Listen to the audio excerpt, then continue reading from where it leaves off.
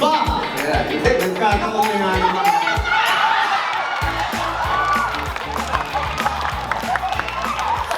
Ako dahil ngayong gabi may bago tayong game. Pero ngayon, mas madali na. Dahil bibigyan natin na sentence, Tagalog. Oh. Sa tingin ko, ang matatalo ay hindi ako. Not today. Not today. I'm not so sure about the next episode, but not today. For sure. Wow, English. You know, it's hard to speak in English all the time. Syempre mga boys. Kahit isa sa kanila, wag lang mga girls. BBG girls, let's go!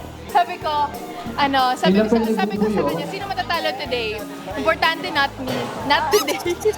Palagay ko, i-pressure ko ulit si Kuya Betong matalo. Masaya ang buong pamilya kapag siya ang matalo. Diba bagay sa kanya ang matalo? Ha? Sana naman hindi na ako. 75%. Kuya Beto. Are you sure?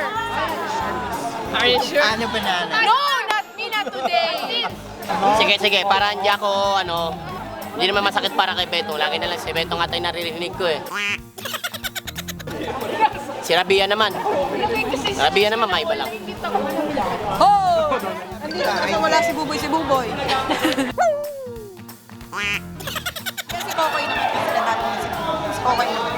Ha, sinong matatalo? Sige. Kay Buboy pa rin ako. Hindi kasi minsan hindi na sineseryoso. Alam ko matalino yan si Buboy.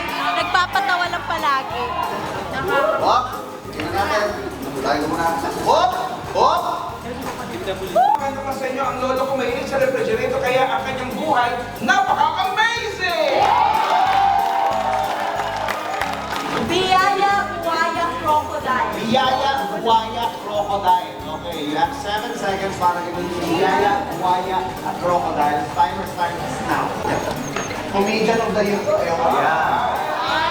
Ganda! Okay, pag ito yung words na.